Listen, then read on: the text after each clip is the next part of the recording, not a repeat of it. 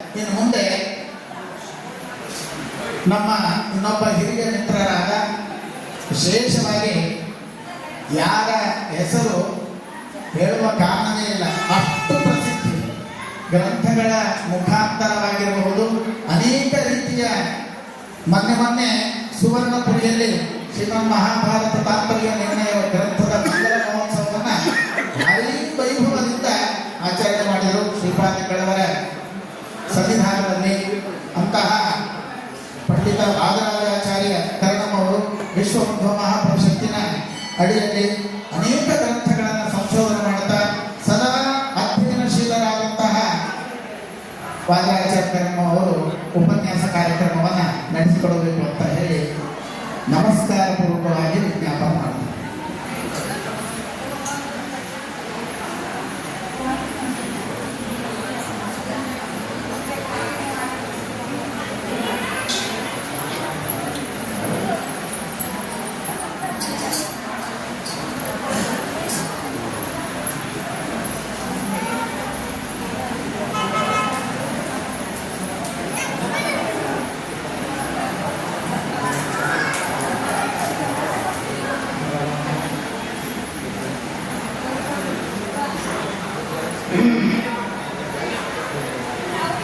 ओम श्री गुरुभ्यो नमः परमगुरुभ्यो नमः श्रीमदानंदतीर्थ भगवत्पादाचार्य गुरुभ्यो नमः सत्याविद्यकरात्मोत्थान पंचाशतवर्षदूषकान् सत्यप्रबोधतीर्थार्य नवज्ञानसुधारकान् शास्त्रेषु पारगस्वामिन्यस्त्रज्ञेषु च वत्सलं दीनभक्तोद्धारकं सत्यात्मानं गुरुं भजे विद्यापीठविधातारं विद्यावारिधिचन्द्रिरं विद्यापरिवत्सलं वन्दे महामहिमसद्गुरुं स्वस्त्यस्तु। हरिः ओम हरिः ओम हरिः ओम। महाभारत तात्पर्य निर्णय गीता भाष्य गीता तात्पर्य निर्णयದ ಈ ತ್ರಿವೇಣಿಗಳ ಮಂಗಳ ಮಹೋತ್ಸವದಲ್ಲಿ ನಾವೆಲ್ಲರೂ ಇವತ್ತು ಸೇರಿದ್ದೇವೆ. ಪ್ರಯಾಗ ಕ್ಷೇತ್ರದಲ್ಲಿ ಕುಂಭಮೇಳ ನಡೀತಾ ಇದೆ. ಅದರ ವಾರ್ತೆಯನ್ನು ಕೇಳ್ತಾ ಸಂತೋಷ ಪಡ್ತಾ ಇದ್ದೇವೆ. ಅದರ ಜೊತೆಗೆ ಇಲ್ಲಿ ಒಂದು ಮಹಾಕುಂಭಮೇಳ ನಡೀತಾ ಇದೆ, ಎಲ್ಲಿ ವ್ಯಾಸಮುಷ್ಟಿಗಳು ಬರ್ತದೆ, ಎಲ್ಲಿ ಶ್ರೀಮದ್ ಉತ್ತರಾದಿ ಮಠ ಸನ್ನಿಹಿತವಾಗ್ತದೆ. ಅದು ಪ್ರಯಾಗಕ್ಕಿಂತಲೂ ಅಧಿಕವಾದ ಕ್ಷೇತ್ರ ಅಂತ ಅನೇಕ ಜ್ಞಾನಿಗಳು ನಮಗೆ ತಿಳಿಸಿದ್ದಾರೆ. ಕಾಶಿಯಾದಿ ಎಲ್ಲ ಯಾತ್ರೆಗಳಿಗಿಂತಲೂ ಅಧಿಕವಾದ ಪುಣ್ಯ ಶ್ರೀಮಠದ ಯಾತ್ರಾ ಅಂತ ವಿಜಯಕಾವ್ಯಗಳಲ್ಲಿ ಉಲ್ಲೇಖ ಮಾಡಿದ್ದಾರೆ. ಶ್ರೀಮದಾಚಾರ್ಯರು ಪೂಜೆ ಮಾಡಿದ 28 ಪ್ರತಿಮೆಗಳು ನಿಜವಾಗಿ ಮೈ ರೋಮಾಂಚನ ಆಗ್ತದೆ. ನಮ್ಮ ತಂದೆ ನಮ್ಮ ಅಜ್ಜ ಪೂಜೆ ಮಾಡಿದ ಒಂದು ಪ್ರತಿಮೆ ಇದ್ರೇನೆ ಬಂದವರಿಗೆಲ್ಲ ಅದನ್ನು ತೋರಿಸ್ತೇವೆ, ಇದು ನಮ್ಮ ಅಜ್ಜ ಪೂಜೆ ಮಾಡಿದ್ದು, ಇದು ನಮ್ಮ ಹಿರಿಯರು ಪೂಜೆ ಮಾಡಿದ್ದು ಅಂತ ಬಹಳ ಹೆಮ್ಮೆಯಿಂದ ಹೇಳ್ಕೊಳ್ತೇವೆ. ಇನ್ನೊಬ್ಬರಿಗೆ ಹೋಗಲಿಕ್ಕೆ ಬಿಡೋದಿಲ್ಲ, ಅದನ್ನು ಮತ್ತೊಬ್ಬರಿಗೆ ಕೊಡಲಿಕ್ಕೆ ಮನಸ್ಸಾಗೋದಿಲ್ಲ. ಪೂಜೆ ಹಿಂದೆ ಇದ್ರೂ ಪರವಾಗಿಲ್ಲ, ನಮಗೆ ಇಟ್ಕೊಳ್ಬೇಕು ಅಂತ ನಾವು ಅಂದುಕೊಳ್ತೇವೆ. ಹೀಗಿದ್ದಾಗ ಸರ್ವಜ್ಞಾಚಾರ್ಯರು ಶ್ರೀಮದಾಚಾರ್ಯರು ಬ್ರಹ್ಮದೇವರು ಪೂಜೆ ಮಾಡಿದ ಪ್ರತಿಮೆಗಳು, ಅಂಥ ಪ್ರತಿಮೆಗಳು ಇನ್ನೇನು ಸನ್ನಿಹಿತವಾಗ್ತಾ ಇವೆ. ಹೀಗಾಗಿ ಇದೊಂದು ನಡೆದಾಡುವ ಭೂವೈಕುಂಠ ಅಂತ ಜ್ಞಾನಿಗಳು ವರ್ಣನೆ ಮಾಡ್ತಾರೆ. ಉತ್ತರಾದಿ ಮಠ ಅಂತ ಅಂದರೆ ಶ್ರೀಮಠ ಅಂತ ಅಂದರೆ ಅದು ನಡೆದಾಡುವ ಭೂವೈಕುಂಠ, ಬರೀ ಪುಣ್ಯಕ್ಷೇತ್ರ ಅಲ್ಲ, ನಡೆದಾಡುವ ಭೂವೈಕುಂಠ ಅಂತ ಹೇಳ್ತಾರೆ. ಅಂಥ ಪರಮ ಕ್ಷೇತ್ರ ಇಲ್ಲಿ ಸನ್ನಿಹಿತವಾಗಲಿದೆ. ಅಂತಹ ಪರಮ ಪವಿತ್ರವಾದ ಕ್ಷೇತ್ರದಲ್ಲಿ ಈ ತ್ರಿವೇಣಿ ಸಂಗಮದ ಮಂಗಳ ಮಹಾಭಾರತ ತಾತ್ಪರ್ಯ ನಿರ್ಣಯ, ಗೀತಾ ಭಾಷ್ಯ, ಗೀತಾ ತಾತ್ಪರ್ಯ ಇವುಗಳ ಮಂಗಳ ಅಲ್ಲಿ ನೆರವೇರ್ತದೆ ಅಂತಾದರೆ ನಾವು ಸಾಧಿಸಿದ, ಅರ್ಥಾತ್ ನೀವೆಲ್ಲ ಸಾಧಿಸಿದ ವಿದ್ವಾಂಸರಾದ ಮಿತ್ರರಾದ ಪುಷ್ಕರಾಚಾರ್ಯರು ಪಾಠ ಹೇಳಿದ್ದಾರೆ, ನೀವೆಲ್ಲರೂ ಪಾಠವನ್ನು ಕೇಳಿದ್ದೀರಿ. ಅದರ ಸಮರ್ಪಣೆ ಅಂತಹ ದಿವ್ಯವಾದ ಕ್ಷೇತ್ರದಲ್ಲಿ ಮಹಾಸ್ವಾಮಿಗಳು ತಮ್ಮ ಉಪಾಸ್ಯ ಮೂರ್ತಿಗೆ ಸಮರ್ಪಣೆ ಮಾಡ್ತಾರೆ ಅಂತಂದರೆ ದೇವರನ್ನ ಸ್ವೀಕಾರ ಮಾಡಲಿಕ್ಕೆ ಬರ್ತಾನೆ ಅಂತ ಅಂದರೆ ಇದಕ್ಕಿಂತಲೂ ಅದೃಷ್ಟ ಇನ್ನೇನಿದೆ, ಇದಕ್ಕಿಂತಲೂ ಪುಣ್ಯ ವಿಶೇಷ ಇನ್ನೇನಿದೆ, ಇದಕ್ಕಿಂತಲೂ ಹೆಚ್ಚಿನ ಪುಣ್ಯ ಸರ್ವಥಾ ಇದೆ. ನಾವು ಮಾಡಿದ ಕರ್ಮವನ್ನು ದೇವರು ಸ್ವೀಕಾರ ಮಾಡ್ತಾನೆ ಅಂತಾದರೆ ಎಂಥ ಪುಣ್ಯ. ನಾವು ಮಾಡಿದ ಸಾಧನೆ ದೇವರಿಗೆ ಎಷ್ಟು ಪ್ರಿಯ ಅಂತ ಇದರಿಂದ ಗೊತ್ತಾಗ್ತದೆ. ನಾವು ಯಾರು ಬಾಯಿ ಮಾತಾಡುವ ಕಾರಣ ಇಲ್ಲ.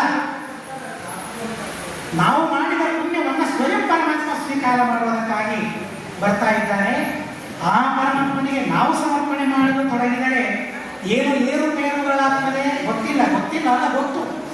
ನಾವೇ ಸಮರ್ಪಣೆ ಮಾಡಲಿಕ್ಕೆ ತೊಡಗಿದರೆ ಎಲ್ಲ ತಪ್ಪುಗಳಾಗ್ತದೆ ಅನ್ನೋದಕ್ಕಾಗಿ ಆ ಶಿಷ್ಯನ ಮೇಲಿನ ಕರುಣೆಯಿಂದ ಮಾಡಿದ ಸಾಧನೆಯನ್ನ ಆ ಉಪಾಸ್ಯ ಮೂರ್ತಿಗೆ ಸಮರ್ಪಣೆ ಮಾಡೋದಕ್ಕಾಗಿ ಗುರುಗಳೇ ಬರ್ತಾ ಇದ್ದಾರೆ. ಹೀಗಾಗಿ ನಾವು ಸಮರ್ಪಣೆ ಮಾಡುವವರಲ್ಲ, ನಾವು ಪ್ರಾರಂಭ ಮಾಡಿದ್ದೂ ಅಲ್ಲ, ಗುರುಗಳೇ ಪ್ರಾರಂಭ ಮಾಡಿ ಆ ಗುರುಗಳೇ ತಮ್ಮ ಸ್ವಾಮಿಗೆ ಸಮರ್ಪಣೆ ಮಾಡುವುದಕ್ಕಾಗಿ ಬರ್ತಾ ಇದ್ದಾರೆ ಅಂತ ಅಂದರೆ ಈ ಕರ್ಮ ದೇವರಿಗೆ ಎಷ್ಟು ಪ್ರಿಯವಾಗಿದೆ ಅಂತ ನಾವು ಅರ್ಥ ಮಾಡಿಕೊಳ್ಳಬಹುದಾಗಿದೆ. ಅಂತಹ ಪರಮ ಪವಿತ್ರವಾದ ಪ್ರಸಂಗ. ತಾತ್ಪರ್ಯ ನಿರ್ಣಯದಲ್ಲಿ ಒಂದು ಮಾತು ಹೇಳ್ತಾರೆ. ತಾತ್ಪರ್ಯ ನಿರ್ಣಯದ ಸಾರ ಸರ್ವಸ್ವ ತಿಳಿಯೋದಾದರೆ ಎಲ್ಲವೂ ಸರ್ವಸ್ವ ಅಂತಲೇ ಹೇಳಬೇಕು. ಅಲ್ಲಿ ಅಸಾರವಾದದ್ದು ಯಾವುದಿದೆ ತಾತ್ಪರ್ಯ ನಿರ್ಣಯದಲ್ಲಿ? ಯಾವುದೂ ಇಲ್ಲ. ನಮಗೆ ಆ ಪರಿಜ್ಞಾನ ಬರ್ತಾ ಹೋದಂತೆ ಅದೇ ನಿಜವಾದ ಪಕ್ವತೆ. ಯಾವುದು ನಿಜವಾದ ಪಕ್ವತೆ ಅಂದರೆ ಎಲ್ಲವೂ ಚೆನ್ನಾಗಿದೆ, ಅದರಲ್ಲಿರೋ ಒಳಿತನ್ನ ಗಮನಿಸುವ ಯೋಗ ಏನಿದೆಯಲ್ಲ ಅದೇ ನಿಜವಾದ ಪಕ್ವತೆ. ಇವತ್ತು ಅಡಿಗೆ ಹೇಗೆ ಇತ್ತು ಅಂತ ಕೇಳಿದರೆ ಯಾವುದೇ ಒಂದು ವಸ್ತುವಿನ ಬಗ್ಗೆ ನಾವು ಹೇಳಿದ್ದೀವಿ ಅಂತಂದರೆ ಅಷ್ಟೇ ಗೊತ್ತಾಗಿದೆ ಅಂತ. ಆದರೆ ಯಾವ ವಸ್ತು ಹೇಗೆ ಇದೆ ಹಾಗೆ ಇದ್ದದ್ದನ್ನು ನಾವು ಕಂಡಿದ್ದೇವೆ ಅಂತಂದರೆ ಅದು ಪಕ್ವತೆ. ಸಾಮಾನ್ಯವಾಗಿ ಎಲ್ಲ ಕಡೆಗೆ ಹೋದಾಗ ಕೆಲವರು ಹೇಳ್ತಾ ಇರ್ತಾರೆ ಇವತ್ತು ಅನ್ನ ತುಂಬ ಚೆನ್ನಾಗಾಗಿದೆ ಅಂದರೆ ಕೆಲವರು ಮೆಗೋ ಪ್ರಸಂಗ ಇತ್ತು. ಆದರೆ ಈಗ ಅನ್ನ ತುಂಬ ಚೆನ್ನಾಗಾಗಿದೆ ಅಂತಂದರೆ ಹೌದು, ಅದು ಯಾವ ಹದದಲ್ಲಿ ಬೇಯಬೇಕು, ಯಾವ ಹದದಲ್ಲಿ ಇರಬೇಕು, ಹಾಗೆ ಅದಾದರೆ ಅದರ ಪಕ್ವತೆಯನ್ನು ತಿಳಿದಂತೆ. ಹಾಗೆ ಎಲ್ಲ ಅತ್ಯದ್ಭುತವಾಗಿರತಕ್ಕಂತಹ ಪ್ರಮೇಯ ವಿಶೇಷಗಳೇನಿದೆಯಲ್ಲ ಪ್ರತಿಯೊಂದು ಪ್ರಮೇಯ ಅತ್ಯದ್ಭುತ ಅಂತ ಬರಬೇಕು. ಗುರುಗಳು ಪಾಠ ಹೇಳ್ತಾ ಇರಬೇಕಾದ್ರೆ ನಮ್ಮ ಮುಖವನ್ನು ನೋಡ್ತಾ ಇದ್ದ ಮೇಲಿನ ಮೇಲೆ ಮುಖದಲ್ಲಿ ಬೇಸರ ಇತ್ತು ಅಂತ ಅಂದರೆ ಎಂಥ ಪ್ರಮೇಯವನ್ನು ಹೇಳ್ತಾ ಇದ್ದೇವೆ, ಹೇಗೆ ಮುಖ ಮಾಡಿದ್ದಿ, ಏನದು ತಾಮಸ ವೃತ್ತಿ ರಾಜಸ ವೃತ್ತಿ ಅಂತ ಬರೀತಾ ಇದ್ರು.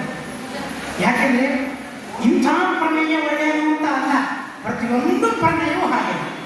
ಅಂಥ ದಿವ್ಯವಾದ ಪ್ರಮೇಯಗಳನ್ನು ಸಾರಿದ ಗ್ರಂಥ ಮಹಾಭಾರತ ತಾತ್ಪರ್ಯ ನಿರ್ಣಯ, ಗೀತಾ ಭಾಷ್ಯ ಹಾಗೂ ಗೀತಾ ತಾತ್ಪರ್ಯ. ಮಹಾಭಾರತದಲ್ಲಿಯ ಮಾತನ್ನೇ ಶ್ರೀಮದಾಚಾರ್ಯರು ಉಲ್ಲೇಖ ಮಾಡ್ತಾರೆ. ಸರ್ವಾರ್ಥದಾಯಕವಾದ ಒಂದು ಮಂತ್ರದ ಉಪದೇಶವನ್ನು ಮಾಡ್ತಾರೆ. ನಮಗೆ ಏನಿದೆ ಇವತ್ತು, ನಮಗೆ ಏನಿದೆ ಅಂತ ಕೇಳಿದರೆ ಏನಿಲ್ಲ ಅಂತಲೇ ನೆನಪಾಗ್ತದೆ. ಯಾವುದೂ ನನ್ನ ಹತ್ತಿರ ಇಲ್ಲ ಅಂತಲೇ ನೆನಪಾಗ್ತದೆ.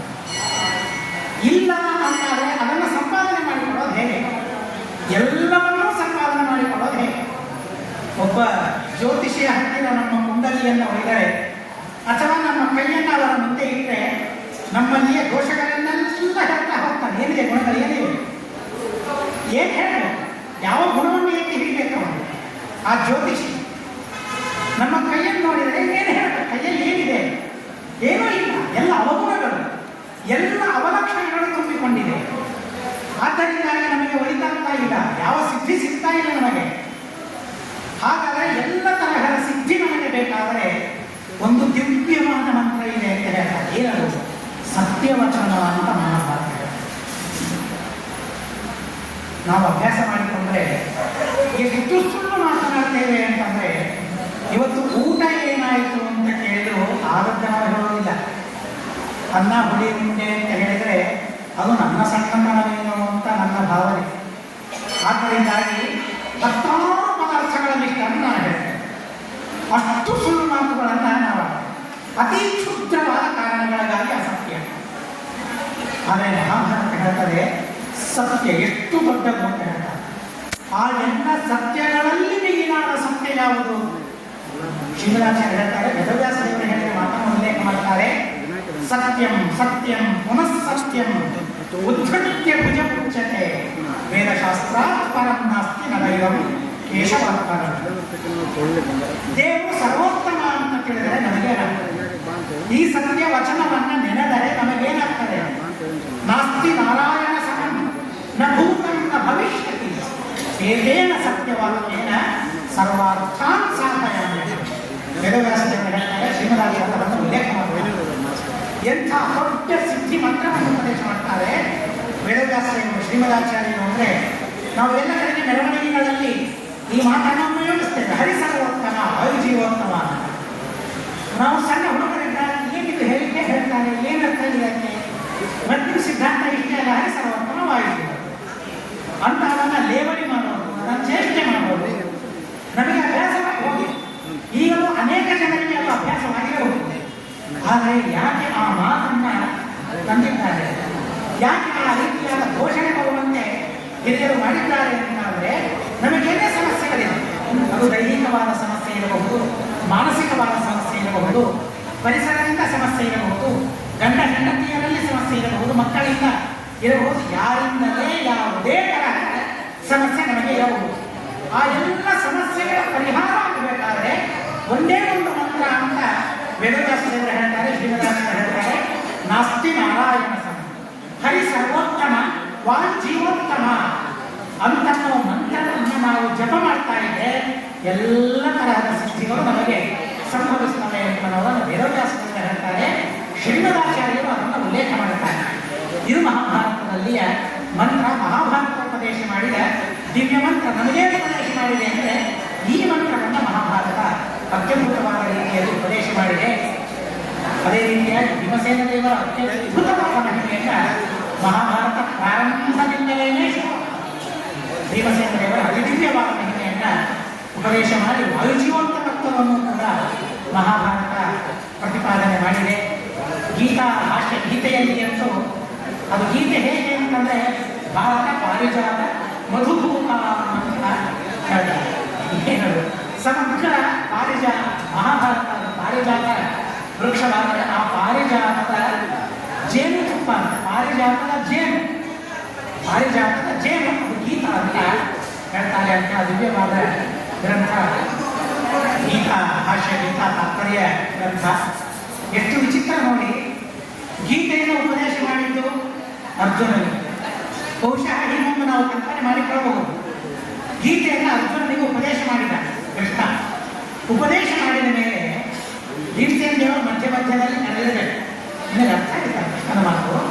ಅರ್ಥ ಆಗಲಿಲ್ಲ ಅಲ್ವಾ ಅಂತ ಹೇಳಿ ಆ ಕೃಷ್ಣನ ಮಾತಿನ ಅರ್ಥ ಭಾವನ ಅರ್ಜುನನಿಗೆ ಭೀಮಸೇನ ದೇವರು ಹೇಳಿದ ಮಧ್ಯ ಮಧ್ಯದಲ್ಲಿ ಹೇಳಬೇಕು. ಆ ಮಧ್ಯ ಮಧ್ಯದಲ್ಲಿ ಹೇಳಿದ ಮಾತನ್ನ ಅರ್ಜುನ ಗಮನಿಸಿದ್ರು. ಇಷ್ಟೆಲ್ಲ ಅಭಿಪ್ರಾಯ ಇದೆಯಾ, ನನಗೆ ಅವಾಗ ಗೊತ್ತಾಗಲಿಲ್ಲ, ಕೃಷ್ಣ ಪ್ರವೇಶ ಮಾಡ್ತಾ ಇರಬೇಕಾದ್ರೆ. ಭೀಮ ಆ ಕೃಷ್ಣನ ಭಾವವನ್ನು ನೀನೇನಾದರೂ ಸಂಗ್ರಹ ಮಾಡಬಹುದಲ್ಲ, ನಮ್ಮಂಥವರಿಗೆ ಉಪಯುಕ್ತವಾಗ್ತದೆ ಅಂತ ಅರ್ಜುನ ಬೇಡಿಕೊಂಡಿರಬೇಕು. ಅವಾಗ ಬೇಡಿಕೊಂಡದ್ದಕ್ಕಾಗಿಯೇ ಅದು ಈಗ ಅಲ್ಲ, ಮುಂದಿನ ಜನ್ಮದಲ್ಲಿ ನಾನು ಅದನ್ನು ರಚನೆ ಮಾಡ್ತೇನೆ, ಅದಕ್ಕೆ ನೀನು ವ್ಯಾಖ್ಯಾನ ಮಾಡಬೇಕು ಅಂತ ಹೇಳಿ ಆ ಶಪಥವನ್ನು ಅರ್ಜುನ ಭೀಮಸೇನ ದೇವರ ಮುಂದೆ ಮಾಡಿರಬೇಕು ಅನ್ನೋದಕ್ಕಾಗಿಯೇ ಎತ್ತಾಗಿ ಬಂದು ಕುಳಿತುಕೊಂಡು ಶ್ರೀಮದಾಚಾರ್ಯರ ಮುಂದೆ ಎಂಥ ದಿವ್ಯವಾದ ಯೋಗ ನೋಡಿ ಅಂತ. ಯಾಕೆಂದರೆ ಯಾವುದೇ ತರಹದ ವಿಘ್ನಗಳಾಗಬಾರದು. ಮನುಷ್ಯ ಬಂದರೆ ಎಬ್ಬಿಸ್ತಾರೆ, ಸಣ್ಣವರು ಅಂತಂದರೆ ಹೇಳ್ಬೇಕಾದ್ರೂ ಸಣ್ಣವರೇ ಎಲ್ಲರೂ ಅನ್ನೋದಕ್ಕಾಗಿ ಸಣ್ಣವರು ದೊಡ್ಡವರಿದ್ದಾಗ ಯಾವ ಸಣ್ಣವರು ಅಲ್ಲಿ ಎಲ್ಲಿ ಮನಸ್ಸಾಗೋದಿಲ್ಲ. ಅದು ತಿನ್ನೋದಿರಲಿ ಅಥವಾ ಬೇರೆ ಯಾವುದೇ ಕೆಲಸ ಇರಲಿ ಸಣ್ಣವರಲ್ಲಿ ಬರೋದಿಲ್ಲ. ಯಾಕೆ ಇದೆಲ್ಲ ಆಮೇಲೆ ನನಗೆ ಕೆಲಸ ಕಲಿಸ್ತಾರೆ ಅಂತ ಸಣ್ಣವರು ಬರೋದಿಲ್ಲ. ಇಲ್ಲಿ ಅನ್ನೋ ಮನುಷ್ಯನಾಗಿದ್ದರೆ ಯಾರು ಯಾವಾಗ ಎಬ್ಬಿಸ್ತಾರೆ ಗೊತ್ತಿಲ್ಲ, ಏನು ಉದ್ದೇಶ. ಆದ್ದರಿಂದ ಎತ್ತಾಗಿ ಕುಳಿತುಕೊಂಡು ಶ್ರೀಮದಾಚಾರ್ಯರ ಭಾವಗಳನ್ನು ಕಲಿಯೋಣ ಅಂತ ಟೀಕಾಕೃತ್ಪಾದರು ಇಂದ್ರದೇವರು ಎತ್ತಾಗಿ ಬಂದು ಕುಳಿತುಕೊಂಡ್ರು ಅಂತ ಭಾವಿಸಬಹುದು. ಸುಮ್ಮನೆ ಪ್ರಸಂಗ ಅಂತ ಅನ್ನೋದಕ್ಕಾಗಿ ನೆನಪಾದದ್ದಕ್ಕಾಗಿ ಒಂದು ಮಾತು ನಾನು ಹೇಳ್ತೇನೆ. ಎತ್ತಾದರಲ್ಲ ಇಂದ್ರದೇವರು, ಆಮೇಲೆ ಮುಂದೆ ಏನಾಯಿತು, ಎತ್ತು ಎಲ್ಲಿಯೂ ಸಿಗೋದಿಲ್ಲ ನನಗೆ. ಎತ್ತಾಗಿ ಶ್ರೀಮದಾಚಾರ್ಯರಿಂದ ಎಲ್ಲ ಶಾಸ್ತ್ರಗಳನ್ನು ಕೇಳಿದರು. ಯಾರು ವ್ಯಾಖ್ಯಾನ ಮಾಡ್ತಾರೆ? ವ್ಯಾಖ್ಯಾಸ್ಯ ದೇಶ ಗೋರ ಎಲ್ಲ ಕಥೆಗಳನ್ನು ನಾವು ಹೇಳ್ತೇವೆ. ಆದರೆ ಮುಂದಿನ ಎತ್ತಿನ ಕಥೆಯಲ್ಲಿ ಬರೋದಿಲ್ಲ. ಆದರೆ ವಿಶೇಷ ಕಾವ್ಯ ಇದೆ. ಜೈಂದ್ರೋದಯ ಅಂತ ಒಂದು ಕಾವ್ಯ, ಅತ್ಯದ್ಭುತವಾದ ಕಾವ್ಯ, ಅತ್ಯದ್ಭುತವಾದ ಕಾವ್ಯ, ಅತಿ ಪ್ರಾಚೀನವಾದ ಕಾವ್ಯ. ಮೈಸೂರಿನ ಓರಿಯೆಂಟಲ್ ಲೈಬ್ರರಿಯಲ್ಲಿ ಅದರ ತಾಳೆಬೇರೆ ಪಟ್ಟಿ, ಪೇಪರ್ ಮ್ಯಾನ್ಸ್ಕ್ರಿಪ್ಟ್ ಅಲ್ಲ, ತಾಳೆಬೇರೆ ಪಟ್ಟಿ ಅಷ್ಟು ಪ್ರಾಚೀನವಾದದ್ದು. ಆ ಕಾವ್ಯದಲ್ಲಿ ಕೊನೆಗೆ ಹೇಳ್ತಾರೆ, ಇವತ್ತೆಲ್ಲ ಬೇಕಾದ ವೃಂದಾವನ ಎಲ್ಲಿದೆ ಅಂತ ಚರ್ಚೆ ನಡೆದಿದೆಯಲ್ಲ, ಆ ಮೂಲ ಗ್ರಂಥದಲ್ಲಿ ನನಗೆ ತಿಳಿಸ್ತಾರೆ, ಧ್ಯಾಯನ್ ಮಲಯಕ್ಕೆ ಕ್ಲೇಸವು ರಾಮ ಪಾದಾಭ್ಯಹನ್ಮುನಿ ಉತ್ಕ್ರಾಂತ ಸ್ವಂ ಬಪುರ್ಭೇಜೆ ಅಂತ ಹೇಳ್ತಾರೆ. ಅಲ್ಲಿಯೇ ಪ್ರಾಣೋತ್ಕ್ರಮಣವನ್ನು ಮಾಡಿ ಅವರು ತಮ್ಮ ರೂಪವನ್ನು ಪಡೆದರು ಅಂತ ಆ ಕಾವ್ಯದಲ್ಲಿ ಆ ಕಡಕೆಹಳ್ಳಿ ಶ್ರೀನಿವಾಸಾಚಾರ್ಯರು ತಿಳಿಸ್ತಾರೆ. ಅಂಥ ದಿವ್ಯವಾದ ಕಾವ್ಯ. ಆ ಕಾವ್ಯದಲ್ಲಿ ಒಂದು ಮಾತು ಹೇಳ್ತಾರೆ, ಈ ಎತ್ತು ಏನಾಯ್ತು ಮುಂದೆ? ಶ್ರೀಮದಾಚಾರ್ಯರು ಯಾವಾಗ ಬದರಿಕಾಶ್ರಮಕ್ಕೆ ಪ್ರಯಾಣ ಮಾಡಿದ್ರಲ್ಲ, ಅವರ ಗ್ರಂಥಗಳನ್ನು ಹೊತ್ತಿಕೊಂಡು ಆ ಎತ್ತೂ ಕೂಡ ಶ್ರೀಮದಾಚಾರ್ಯರ ಹಿಂದೆ ಬದರಿಗೆ ಹೋಯಿತು ಅಂತನೋ ಅತೀ ಅಪರೂಪವಾದ ಇತಿಹಾಸವನ್ನು ಆ ಕಾವ್ಯದಲ್ಲಿ ತಿಳಿಸ್ತಾರೆ. ಅಂಥ ಶ್ರೀಮದಾಚಾರ್ಯರ ಸಾನ್ನಿಧ್ಯ, ವೇದವ್ಯಾಸ ದೇವರ ಸಾನ್ನಿಧ್ಯವನ್ನ ಪಡೆದ ಆ ಮಹಾನುಭಾವರು ಟೀಕಾಕರ್ತಾದರು ಗೀತಾ ಭಾಷ್ಯ, ಗೀತಾ ತಾತ್ಪರ್ಯಗಳಿಗೆ ವ್ಯಾಖ್ಯಾನವನ್ನು ಮಾಡಿ ಎಂಥ ಪರಮೋಪಕಾರವನ್ನು ಮಾಡಿದ್ದಾರೆ ಅಂತ ನಾವು ಆಲೋಚನೆ ಮಾಡಲಿಕ್ಕೆ ಸಾಧ್ಯವಿಲ್ಲ. ಅಂಥ ಅತ್ಯದ್ಭುತವಾಗಿರ್ತಕ್ಕಂತಹ ಉಪಕಾರವನ್ನು ಅವರು ಮಾಡಿದ್ದಾರೆ. ಅಲ್ಲಿಯ ಒಂದೆರಡು ಮಾತುಗಳನ್ನು, ಗೀತೆಯ ಒಂದೆರಡು ಮಾತುಗಳನ್ನು ಮಾತ್ರ ನಾವು ತಿಳಿದುಕೊಳ್ಳೋಣ. ಈಗ ಹೇಳಿದಂತೆ ಆ ಭೀಮಸೇನ ದೇವರು ಪರಮಾದ್ಭುತವಾದ ರೀತಿಯಲ್ಲಿ ಗೀತೆಯನ್ನು ಅರ್ಥ ಮಾಡಿಕೊಂಡು ಶ್ರೀಮದಾಚಾರ್ಯರಾದ ಅವರ ಭಾವವನ್ನು ನಮಗೆ ತಿಳಿಸಿದ್ದಾರೆ. ಕೊನೆಗೆ 18ನೇ ಅಧ್ಯಾಯದಲ್ಲಿ ಹೇಳ್ತಾರೆ, ಸ್ವಕರ್ಮಣ ಅನಭ್ಯರ್ಚ್ಯ ಸಿದ್ಧಿಂ ವಿಂದತಿ ಮಾನವ. ತಮಗೆ ವಿಹಿತವಾದ ಕರ್ಮಗಳಿಂದ ಪರಮಾತ್ಮನ ಅರ್ಚನೆಯನ್ನು ಮಾಡಬೇಕು, ಅದರಿಂದಲೇ ಮನುಷ್ಯನಿಗೆ ಸಿದ್ಧಿ ಅಂತ ಹೇಳ್ತಾರೆ. ಬೇರೆಯವರ ಕರ್ಮದಿಂದ ಸರ್ವಥಾ ನಮಗೆ ಸಿದ್ಧಿ ಅಲ್ಲ, ನಮಗೆ ವಿಹಿತವಾದ ಕರ್ಮಗಳನ್ನು ನಾವು ಮಾಡಿದಾಗಲೇ ನಮಗೆ ಸಿದ್ಧಿ ಅಂತ ಹೇಳ್ತಾರೆ. ಯದ್ಯಪಿ ಅರ್ಜುನ ವಿಹಿತವಾದ ಕರ್ಮದಿಂದ ಚ್ಯುತನಾಗುವ ಪ್ರಸಂಗ ಬಂತು ಅವನಿಗೆ. ನಾನು ಬೇಡ, ನಾನು ಯುದ್ಧ ಮಾಡೋದಿಲ್ಲ. ಆ ದೊಡ್ಡ ದೇವತೆ ನೋಡಿ, 3 ಲೋಕದ ಒಡೆಯ, ಅಪರೋಕ್ಷ ಜ್ಞಾನಿ. ಅಂಥ ದೊಡ್ಡ ಅಪರೋಕ್ಷ ಜ್ಞಾನಿ ಇಂಥ ವೃತ್ತಾಸುರನ ಸಂಹಾರ ಮಾಡಿದರೂ ಅವನಿಗೆ ಯಾವ ತೊಂದರೆ ಆಗಲಿಲ್ಲ ಅಂತ ಹೇಳ್ತಾರೆ. ಅಂಥ ಅತಿ ಅದ್ಭುತವಾದ ಮಹಿಮಾ ಸಂಪನ್ನನಾದ ಇಂದ್ರ ನನಗೆ ವಿಹಿತವಾದ ಕರ್ಮಗಳನ್ನು ಮಾಡುವ ಪ್ರಸಂಗ ಬಂದಾಗ ನಾನು ಮಾಡೋದಿಲ್ಲ ಅಂತ ಅರ್ಜುನ ಹೇಳ್ತಾರೆ. ತ್ವಚ್ಚೈವ ಪರಿನಶ್ಯತೆ ನಚ ಶಕ್ನೋಮ್ಯವಸ್ಥಾ. ಎಂತಹ ಕಲೈಪ್ಯ ಅವನಿಗೆ ಬಂತು. ನನಗೆ ನಿಲ್ಲಕ್ಕಾಗ್ತಾ ಇಲ್ಲ ಅಂತ ಹೇಳ್ತಾನೆ, ನಡುಕುತ್ತಾ ಇದ್ದೇನೆ, ನನಗೆ ಸಾಧ್ಯವಿಲ್ಲ ಅಂತ ಹೇಳ್ತಾನೆ.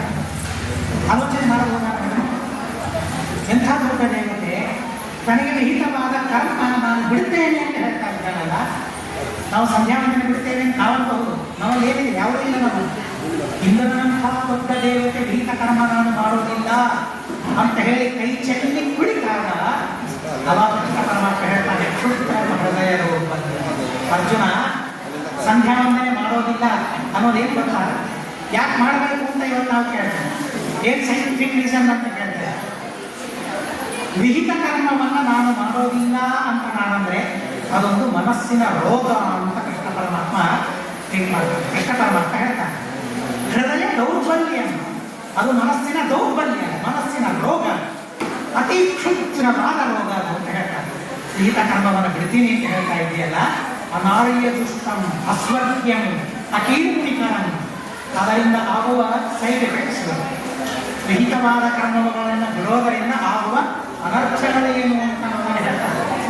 ಮೊದಲಿಗೆ ಹೇಳ್ತಾನೆ, ಆರ್ಯರು ಯಾರು ಹೀಗೆ ಅಂದಿಲ್ಲ, ದೊಡ್ಡವರು ಯಾರು ನಾನು ವಿಹಿತ ಕರ್ಮ ಮಾಡೋದಿಲ್ಲ ಅಂತ ಅಂದಿಲ್ಲ, ನೀಂತ ಇದ್ದಿ. ಅನಾರ್ಯ ದುಷ್ಟಂ ಅಸ್ವರ್ಗ್ಯಂ, ಇದರಿಂದ ಮೋಕ್ಷವಾಗುವುದಿಲ್ಲ, ಇದರಿಂದ ಒಳ್ಳೆಯದಾಗುವುದಿಲ್ಲ ವಿಹಿತ ಕರ್ಮಗಳನ್ನು ಬಿಟ್ಟರೆ.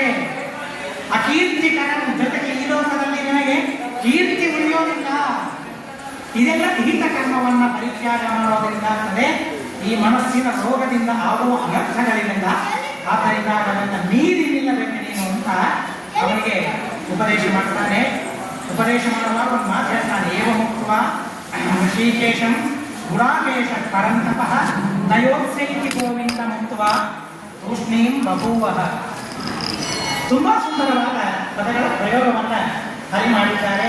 ಭಾವಾಭಿಪ್ರಾಯವನ್ನು ಅಭಿವ್ಯಕ್ತ ಮಾಡುವುದಕ್ಕಾಗಿ ಯಾರು ಯಾರಿಗೆ ಹೇಳ್ತಾ ಇದ್ದಾರೆ.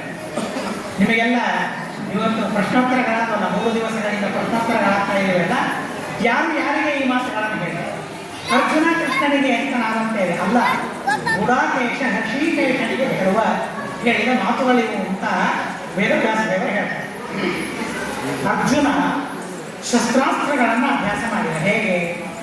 ನಿದ್ರೆ ಬಿಟ್ಟು ಅಭ್ಯಾಸ ಮಾಡಿದ. ಗುಡಾಕೇಶ ಮಾಡಿದ. ಗುಡಾಕೇಶ ಅಂದ್ರೆ ಏನಂತ ನಿಮಗೆ ಗೊತ್ತಲ್ಲ. ಗುಡಾಕ ಅಂದ್ರೆ ನಿದ್ರೆ ಅಂತ ಅದನ್ನ ಗೆದ್ದವನು ಅಂತ ಅನ್ನೋದಕ್ಕಾಗಿ ಈಶ ಯಾರು ಅರ್ಜುನ ಶಸ್ತ್ರಾಸ್ತ್ರಗಳನ್ನು ಕಲಿಯುವಾಗ ನಿದ್ರೆಯನ್ನೂ ಬಿಟ್ಟು ಶಸ್ತ್ರಾಸ್ತ್ರಗಳನ್ನು ಕಲಿತ. ಯಾವುದನ್ನು ಸಂಪಾದನೆ ಮಾಡುವಾಗ ನಿದ್ರೆಯನ್ನೂ ಬಿಟ್ಟು ಸಂಪಾದನೆ ಮಾಡಿದ. ಅಂಥ ವಿದ್ಯೆ, ಅಂಥ ಬಲ, ಅದರ ಉಪಯೋಗವನ್ನು ಮಾಡೋದಿಲ್ಲ ಅಂತ ನೀನು ಹೇಳ್ತಾ ಇದೆಯಲ್ಲ. ಈಗ ಯಾವನ್ನ ಕಲಿಯೋರಕ್ಕಾಗಿ ಎಲ್ಲವನ್ನೂ ಪರಿತ್ಯಾಗ ಮಾಡಿದೆಯಲ್ಲ, ಅದೇ ಬೇಡ ಅಂತ ಇದೆಯಲ್ಲ. ಹಾಗಾದರೆ ಯಾಕೆ ಅದನ್ನು ಸಂಪಾದನೆ ಮಾಡಿಬಾರ್ದು? ಕಷ್ಟಪಟ್ಟು ನಿದ್ರೆಯನ್ನು ಗೆದ್ದು ಆ ವಿದ್ಯೆಯನ್ನು ಸಂಪಾದನೆ ಮಾಡಿದ್ದು ಯಾಕೆ? ಆವಾಗ ಸಂಕಲ್ಪ ಇರಲಿಲ್ವಾ? ಅಧ್ಯಯನ ಮಾಡುವಾಗ ಒಂದು ಸಂಕಲ್ಪ ಬೇಕಲ್ಲ, ಯಾವುದಕ್ಕಾಗಿ ಈ ಅಧ್ಯಯನ. ಆ ಸಂಕಲ್ಪ ಇಲ್ಲದೆ ಅಧ್ಯಯನ ಮಾಡಿದ್ರೆ ಏನು ಪುಣ್ಯ ಬರ್ತದೆ? ಏನೂ ಪುಣ್ಯ ಬರೋದಿಲ್ಲ. ಈಗ ನಿಮಗೆ 3 ಗ್ರಂಥಗಳ ಅಧ್ಯಯನವಾಗಿದೆ, ಗುರುಗಳಿಗೆ ಸಮರ್ಪಣೆ ಮಾಡ್ತಾ ಇದ್ದೀರಿ. ಏನು ಉದ್ದೇಶ? ಯಾವ ಸಂಕಲ್ಪದಿಂದ ಅಧ್ಯಯನ ಮಾಡಿದ್ದೇವೆ? ದೇವರ ಸಂತೋಷ ತಾನೇ. ಹಾಗೆ ಯುದ್ಧವನ್ನು ಕಲಿಯೋದಕ್ಕಾಗಿ ಶಸ್ತ್ರಾಭ್ಯಾಸವನ್ನು ನೀನು ಮಾಡಿದೆ. ಅದಕ್ಕೆ ನಿದ್ರೆಯನ್ನೇ ಗೆದ್ದೀನಿ. ಯಾವುದಕ್ಕಾಗಿ ಅಷ್ಟು ಕಷ್ಟಪಟ್ಟೆ ನೀನು? ಆ ವಿದ್ಯೆ ನೀನು ಉಪಯೋಗಿಸಿಕೊಳ್ಳೋದಿಲ್ಲ. ಆ ಯುದ್ಧವೇ ಬೇಡ ಅಂತ ನೀನು ಅಂತ ಇದೆಯಲ್ಲ. ಯಾಕೆ? ಅದನ್ನು ಕಲಿತದ್ದು ಅದರ ಉಪಯೋಗವಾಗಲೇಬೇಕು. ಅದರ ಹಿಂದೆ ಒಂದು ಸದುದ್ದೇಶ ಇದೆ. ಯುದ್ಧ ಇದು ಬೇಡ ಅಂತ ಅಲ್ಲ, ಯುದ್ಧ ಬೇಕು. ಯಾಕೆ ಯುದ್ಧ ಬೇಕು? ಒಳ್ಳೆ ಸಾಮ್ರಾಜ್ಯವನ್ನು ಜನರಿಗೆ ನೀಡುವುದಕ್ಕಾಗಿ ಯುದ್ಧ ಬೇಕು. ಇದು ಭೀಮಸೇನ ದೇವರ ಸಿದ್ಧಾಂತ. ಯುದ್ಧ ಬೇಕು. ಯಾಕೆ? ಇರಲಿ, ಅವರೇ ಆಳಿದ್ರೆ ಆಗಲಿ, ಯಾರಾಗಲೇ ಏನು, ಅವರು ಪುರುವಂಶದವರೇ, ಪಾಂಡವರು ಪುರುವಂಶದವರೇ. ಯಾಕೆ ಈ ಕ್ಷೇತ್ರಕ್ಕಾಗಿ, ಯಾಕೆ ಹಸ್ತಿನಾವತಿಗಾಗಿ ಜಗಳ ಆಡಬೇಕು? ಅಣ್ಣ ತಮ್ಮಂದರು ಇಬ್ಬರು ವೈಷ್ಣವರೇ ಅಲ್ವಾ? ಇಬ್ಬರು ಒಂದೇ ಕುಲದವರಲ್ವ? ಇಬ್ಬರು ಒಂದೇ ಗೋತ್ರದವರಲ್ಲ? ಯಾಕೆ ಹಸ್ತಿನಾವತಿಗಾಗಿ ಅವರು ಯುದ್ಧ ಮಾಡಬೇಕು? ಪಾಂಡವರು ತಿಳಿದವರಲ್ವ? ಅವರು ಪಾಂಡವರೇ ಯುದ್ಧ ಬಿಡಬಹುದಲ್ವ? ದುರ್ಯೋಧನಾದಿಗಳಿಗೆ ಗೊತ್ತಿಲ್ಲ. ಅವರು ಮೂರ್ಖರಿದ್ದಾರೆ, ಮುಖಾರಿದ್ದಾರೆ. ಅವ್ರು ಮಾಡಿದ್ರೆ ಮಾಡಲಿ, ನಾನು ಬೇಡ ಅಂತ ನಾವು ಹೇಳೋಣ ಅಂತ ಪಾಂಡವರ ಅನುಭವಿಸಲ್ಲ. ಏನೆಲ್ಲ ಆಕ್ಷೇಪಗಳು ಅವತ್ತು ಬಂದವು. ಆದರೆ ಕೃಷ್ಣ ಪರಮಾತ್ಮ ಆ ಎಲ್ಲ ಆಕ್ಷೇಪಗಳಿಗೆ ಉತ್ತರ ಕೊಡುವುದಕ್ಕಾಗಿ ನಿಂತ ಅರ್ಜುನನನ್ನ ಮುಂದೆ ಮಾಡಿದ ಅರ್ಜುನ. ಅವರೆಲ್ಲ ನಿನ್ನ ತಲೆ ಕೆಡಿಸ್ತಾರೆ. ಯಾವ ವಿದ್ಯೆಗಾಗಿ ನೀನು ನಿದ್ದೆಗೆಟ್ಟಿದ್ದೀಯೋ ಆ ವಿದ್ಯೆ ನಿನಗೆ ಉಪಯೋಗ ಬಾರದೇ ಇದ್ದಂತೆ ತಲೆ ಕೆಡಿಸುವ ಜನರಿದ್ದಾರೆ. ತಲೆ ಕೆಡಿಸಿಕೊಳ್ಳಬೇಡ. ನಿನ್ನ ವಿದ್ಯೆ ನಿನಗೆ ಸಾರ್ಥಕವಾಗಬೇಕು. ತಸ್ಮಾತ್ ಯುದ್ಧಸ್ವ ಕೌಂತೆಯ. ಜನರಿಗೆ ಒಂದು ಒಳ್ಳೆ ರಾಜ್ಯವನ್ನು, ಸಾಮ್ರಾಜ್ಯವನ್ನು ಕೊಡುವುದಕ್ಕಾಗಿ ನೀನು ಯುದ್ಧ ಮಾಡುವ. ಪಾಂಡವರಿಗೆ ರಾಜ್ಯಕ್ಕಾಗಿ ಯುದ್ಧ ಮಾಡಲಿಲ್ಲ ಪಾಂಡವರು. ಪ್ರತಿಯೊಬ್ಬ ಜನರಿಗೆ ಒಳ್ಳೆ ರಾಜ್ಯವನ್ನು ಕೊಡುವುದಕ್ಕಾಗಿ, ಎಲ್ಲ ಜನರಿಂದ ಒಂದು ಧರ್ಮವನ್ನು ಮಾಡಿಸುವುದಕ್ಕಾಗಿ. ದುರ್ಯೋಧನ ರಾಜನಾದಾಗ ಯಾರು ಯಾವ ಧರ್ಮವನ್ನು ಮಾಡಿದರು? ಯಾರಿಗೆ ಯಾವ ಧರ್ಮದ ಕನಸಿತ್ತು? ಯಾವ ಕನಸು ನನಸಾಯಿತು ರಾಜ್ಯದಲ್ಲಿ? ಯಾವುದೂ ಇಲ್ಲ. ಅನ್ನೋದಕ್ಕಾಗಿ ಭೀಮನ ಉಪಾಯ ಒಳ್ಳೆಯ ರಾಜ್ಯದ ಸ್ಥಾಪನೆಗಾಗಿ ಯುದ್ಧವನ್ನು ಮಾಡಲೇಬೇಕು ಅಂತ ಹೇಳಿ ಅರ್ಜುನನಿಗೆ ಪ್ರಚೋದನೆ ಮಾಡ್ತಾನೆ. ಇದನ್ನು ದೇವರಿಗೆ ಸಮರ್ಪಣೆ ಮಾಡುವಂತ ಹೇಳ್ತಾರೆ. ಆದರೆ ಭೀಮಸೇನ ದೇವರು ದುರ್ಯೋಧನನ್ನು ಸಂಹಾರ ಮಾಡಿದಾಗ, ದುಶ್ಯಾಸನನ್ನು ಸಂಹಾರ ಮಾಡಿದಾಗ, ಎಷ್ಟೇ ಅನ್ನೋ ಇತ್ಯಥೋ ನರಸಿಂಹ ದೇವರನ್ನ ಸಾಕ್ಷಾತ್ಕಾರ ಮಾಡಿಕೊಂಡು, ಮನ್ಯು ಸೂಕ್ತವನ್ನು ದರ್ಶನ ಮಾಡಿಕೊಂಡು, ವೃಷಭಂ ಸಮಾನ ವೃಷಭ ಸೂಕ್ತವನ್ನು ದರ್ಶನ ಮಾಡಿಕೊಂಡು ಆ ಇಬ್ಬರ ಸಂಹಾರವನ್ನು ಸಾಕ್ಷಾತ್ ಕೃಷ್ಣ ಪರಮಾತ್ಮನಿಗೆ ಸಮರ್ಪಣೆ ಮಾಡಿದ ಮಹಾಸ್ವಾಮಿ, ಮಹಾಯೋಧ ಭೀಮಸೇನ ದೇವರು. ಭೀಮಸೇನ ದೇವರಿಗೆ ಅರ್ಜುನ ಅಥವಾ ಕೃಷ್ಣ ಉಪದೇಶ ಮಾಡಲಿಲ್ಲ. ಆದರೆ ಆ ಕ್ರಮವನ್ನು ಭೀಮಸೇನ ದೇವರು ಕೃಷ್ಣನಿಗೆ ಸಮರ್ಪಣೆ ಮಾಡುತ್ತಾರೆ. ಅರ್ಜುನ ಕೃಷ್ಣನ ಉಪದೇಶದಿಂದ ಕೃಷ್ಣನಿಗೆ ಸಮರ್ಪಣೆ ಮಾಡುತ್ತಾರೆ. ಇಂತಹ ಅತ್ಯದ್ಭುತವಾಗಿರತಕ್ಕಂತಹ ವಿಚಾರಗಳು ಗೀತಾ ಮತ್ತು ಗೀತಾ ಭಾಷೆ, ಗೀತಾ ತಾತ್ಪರ್ಯದಲ್ಲಿ ಶ್ರೀಮದಾಚಾರ್ಯರು ತಿಳಿಸಿದ್ದಾರೆ. ಒಂದೇ ಎರಡೇ ಆಭ್ಯಾಂ ವಿಶ್ವಂ ಪ್ರಕಾಶ್ಯತೆ ಅಂತ ನಾರಾಯಣ ಪಂಡಿತಾಚಾರ್ಯ ಹೇಳ್ತಾರೆ. ಗೀತಾ ತಾತ್ಪರ್ಯ, ಗೀತಾ ಭಾಷ್ಯಗಳಿಂದ ಏನೇನು ಪ್ರಮೇಯಗಳಿವೆ ಎಲ್ಲ ಪ್ರಮೇಯಗಳು ಸ್ಪಷ್ಟವಾಗಿ ನಮಗೆ ಕಾಣುವಂತೆ ಶ್ರೀಮದಾಚಾರ್ಯರು ಮಾಡಿದ್ದಾರೆ ಅಂತ ನಾರಾಯಣ ಪಂಡಿತಾಚಾರ್ಯರು ಹೇಳಿದ್ದಾರೆ. ಹೀಗಾಗಿ ಆ ಎಲ್ಲ ಪ್ರಮೇಯಗಳ ಪರಿಜ್ಞಾನ ನಮಗಾಗಬೇಕಾದರೆ ಈ ಕರ್ಮವನ್ನು ಗುರುಗಳ ಮುಖಾಂತರ ಶ್ರೀರಾಮನಿಗೆ ಸಮರ್ಪಣೆ ಮಾಡಿದರೆ ಈ ಪ್ರಮೇಯಗಳ ಮತ್ತಿಷ್ಟು ಹೆಚ್ಚಿನ ಸ್ಪಷ್ಟತೆ ನಮಗೆ ಸಿಗ್ತದೆ. ಇಂಥ ಗ್ರಂಥಗಳ ಪಾಠವನ್ನು ನಮ್ಮ ಮಿತ್ರರಾದ ವಿದ್ವಾಂಸರಾದ ಪುಷ್ಕರಾಚಾರ್ಯರು ಬಹಳ ವಿಶೇಷವಾದ ಆಸಕ್ತಿಯಿಂದ ಶ್ರದ್ಧೆಯಿಂದ ಮಾಡಿದ್ದಾರೆ. ನನಗೆ ಒಂದು ಸಂತೋಷ ಏನು ಅಂದರೆ ಇದಕ್ಕಾಗಿ ನಾವು ಸಮಯ ಇಟ್ಟು ಹಾಕಿದ್ದೇವೆ. ಅದನ್ನು ಪಾಠ ಹೇಳಲಿಕ್ಕೆ ತಯಾರಿಯಾಗಬೇಕು, ಅದಕ್ಕೆ ಸಮಯ ಬೇಕು. ಪಾಠ ಹೇಳಲಿಕ್ಕೆ ಸಮಯ ಬೇಕು, ಪ್ರಶ್ನೆ ತೆಗಲಿಕ್ಕೆ ಸಮಯ ಬೇಕು, ಆ ಪ್ರಶ್ನೆಗಳನ್ನು ಉತ್ತರಗಳನ್ನು ಹೇಳಲಿಕ್ಕೆ ಸಮಯ ಬೇಕು. ಅವರಿಗೆ ಮಾತ್ರ ಅಲ್ಲ, ಅದನ್ನು ಅಷ್ಟೇ ಶ್ರದ್ಧೆಯಿಂದ ಸಮಾಧಾನದಿಂದ ಕೇಳೋದಕ್ಕಾಗಿ ಸಮಯ ಬೇಕು, ಅದನ್ನು ತಯಾರು ಮಾಡೋದಕ್ಕಾಗಿ ಸಮಯ ಬೇಕು. ಅದಕ್ಕೆ ನಮ್ಮ ಮನಸ್ಸನ್ನು ತೊಡಗಿಸಬೇಕು, ಅದಕ್ಕೆ ನಮ್ಮ ಕಣ್ಣುಗಳನ್ನು ತೊಡಗಿಸಬೇಕು, ಅದಕ್ಕೆ ನಮ್ಮ ಇಂದ್ರಿಯಗಳನ್ನೆಲ್ಲ ತೊಡಗಿಸಬೇಕು. ನೀವೆಲ್ಲರೂ ಶಿಷ್ಯರು ಅಥವಾ ಗುರುಗಳು ನಿಮ್ಮ ಇಂದ್ರಿಯಗಳನ್ನೆಲ್ಲ ಅದನ್ನು ಸಿದ್ಧಿಪಡಿಸಿಕೊಳ್ಳೋದಕ್ಕಾಗಿ ತೊಡಗಿಸಿದ್ದೀರಲ್ಲ, ಅದಕ್ಕೆ ಸಮಯವನ್ನು ನಾವು ಹಾಕ್ತೀವಲ್ಲ, ಆ ಸಮಯವನ್ನು ಶ್ರೀಮಂತ ಮಾಡಿಕೊಳ್ತೀವಲ್ಲ, ಇದಕ್ಕಿಂತಲೂ ದೊಡ್ಡ ಆಶೀರ್ವಾದ ಏನಿದೆ? ಇದಕ್ಕಿಂತಲೂ ದೊಡ್ಡ ಗುರುಗಳ ಆಶೀರ್ವಾದ ಏನಿದೆ? ನಮಗೇನು ಮಾಡಿದ್ದಾರೆ ಗುರುಗಳು ಅಂತ ನಾವು ಹೇಳ್ತೇವೆ. ಏನು ಆಶೀರ್ವಾದ ಮಾಡಿದ್ದಾರೆ? ಗುರುಗಳಿಂದ ನಮಗೇನು ಉಪಯೋಗವಾಗಿದೆ ಅಂತ ನಾವು ಹೇಳಿಕೊಳ್ತಾ ಇರ್ತೇವೆ. ಆದರೆ ಇಂಥ ಸಮಯ ಸಾರ್ಥಕವಾಗುವಂತಹ ಆಶೀರ್ವಾದ ಇಲ್ಲದೆ ಹೋದರೆ ನಾವೇನು ಮಾಡ್ತಾ ಇದ್ದೇವೆ? ಗುರುಗಳ ಆಶೀರ್ವಾದ ಒಂದು ನಮ್ಮ ಹಿಂದೆ ಇಲ್ಲ ಅಂತಾಗಿದ್ರೆ ಈ ಸಮಯ ನಮಗೆ ಸಿಗ್ತಾ ಇತ್ತ, ಈ ಸಮಯ ಇಷ್ಟು ಸಾರ್ಥಕ ಆಗ್ತಾ ಇತ್ತ, ಈ ಬೆಲೆ ನನಗೆ ಬರ್ತಾ ಇತ್ತ? ಸರ್ವಥಾ ಸಾಧ್ಯವಿಲ್ಲ. ಇದೆಲ್ಲ ಬಂದದ್ದೇನಿದೆಯಲ್ಲ ಕೇವಲ ಗುರುಗಳ ಕೃಪಾ ಕಟಾಕ್ಷ. ಆಚೆ ಈಚೆ ಇದ್ದಾರಲ್ಲ, ಮಧ್ಯದಲ್ಲಿ ಸ್ವಾಮಿ ಇದ್ದಾರಲ್ಲ, ಆ ಸ್ವಾಮಿಯ ಉಪಾಸಕರಾದ ಆ ಸತ್ಯ ಪ್ರಮೋದ ತೀರ್ಥರು, ಸತ್ಯಾತ್ಮ ತೀರ್ಥ ಶ್ರೀಕಾಂತರು ವಿಶೇಷವಾದ ಆಶೀರ್ವಾದವನ್ನು ಮಾಡಿ ನಿಮ್ಮ ಧರ್ಮ ಜಾಗೃತವಾಗಲಿ ಅಂತ ಹೇಳಿ ಅವರು ಆಶೀರ್ವಾದ ಮಾಡಿದ್ದಾರೆ ಅಂತ ಅನ್ನೋದಕ್ಕಾಗಿ ನಮ್ಮ ಸಮಯ ಇಷ್ಟು ಶ್ರೀಮಂತವಾಗಿದೆ. ಯಾರನ್ನೋ ಬೈತಾ ಸಮಯವನ್ನು ಕಳೆದಿಲ್ಲ, ನಿಂದೆ ಮಾಡ್ತಾ, ಆಕ್ಷೇಪ ಮಾಡ್ತಾ, ಗುರುಗಳ ನಿಂದೆ ಮಾಡ್ತಾ, ಧರ್ಮದ ನಿಂದೆ ಮಾಡ್ತಾ, ಶ್ರದ್ಧೆಯ ನಿಂದೆಯನ್ನು ಮಾಡ್ತಾ ನಾವು ಕಾಲವನ್ನು ಕಳೆದಿಲ್ಲ. ನಾವು ಶ್ರೀಮದಾಚಾರ್ಯರ ಸತ್ಶಾಸ್ತ್ರಗಳಲ್ಲಿ ನಮ್ಮ ಮನಸ್ಸನ್ನು ಇಂದ್ರಿಯಗಳನ್ನು ತೊಡಗಿಸಿ ಸಾರ್ಥಕ ಮಾಡಿದ್ದೇವೆ. ಇದಕ್ಕಿಂತಲೂ ಹೆಚ್ಚು ಸಮಯ ನಮಗೆ ಸಿಗಲಿ, ಶ್ರೀಮದಾಚಾರ್ಯರ ಶಾಸ್ತ್ರಗಳನ್ನು ಅಧ್ಯಯನ ಮಾಡುವ ಸಮಯ ನಮಗೆ ಸಿಗಲಿ ಅಂತ ಆ ಗುರುಗಳ ಆಶೀರ್ವಾದ ಮಾಡಿ ಅದನ್ನು ನಾವು ಪ್ರಾರ್ಥನೆ ಮಾಡೋಣ. ಗುರುಗಳಿಗೆ ನಾಳೆಗೆ ಬಂದಾಗ ನಮ್ಮ ತೊಂದರೆಗಳೇನಿದೆಯಲ್ಲ ಪ್ರಾರ್ಥನೆ ಮಾಡೋಣ.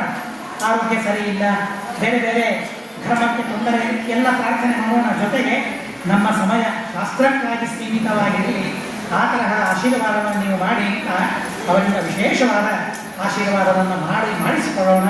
ಆ ತರಹದ ಪ್ರಾರ್ಥನೆಯನ್ನು ಮಾಡೋಣ ಅಂತ ಹೇಳ್ತಾ ಆ ಗುರುಗಳನ್ನು, ಪುಷ್ಕರಾಚಾರ್ಯರನ್ನು, ನಿಮ್ಮ ಶಿಷ್ಯರನ್ನು ವಿಶೇಷವಾಗಿ ಈ ಸಂದರ್ಭದಲ್ಲಿ ಅವರನ್ನು ಪ್ರಶಂಸೆ ಮಾಡ್ತಾ ನನ್ನ ಎರಡು ಮಾತುಗಳನ್ನು ಭಗವಂತರ್ಯಾಮಿಯಾದ ಪರಮಾತ್ಮನಿಗೆ ಸಮರ್ಪಣೆ ಮಾಡ್ತಾ ಇದ್ದೇನೆ. ನಿಜವಾಗಿ ಸಮಯ ಸಾಲೋದಿಲ್ಲ. ವಾದರಾಚಾರ್ಯರಿಗೆ ಸಮಯ ನಿರ್ಬಂಧ ಮಾಡಿದ್ದು ತಪ್ಪು, ಅದರ ಜ್ಞಾನವಿದೆ. ತಥಾಪಿ ಅನಿವಾರ್ಯ ಕಾರಣಗಳಿಂದಾಗಿ ಅವರಿಗೆ ಎಷ್ಟು ಹೊತ್ತು ಹೇಳಿದರೂ ಸರಾಗವಾಗಿ ಹೇಳ್ತಾರೆ.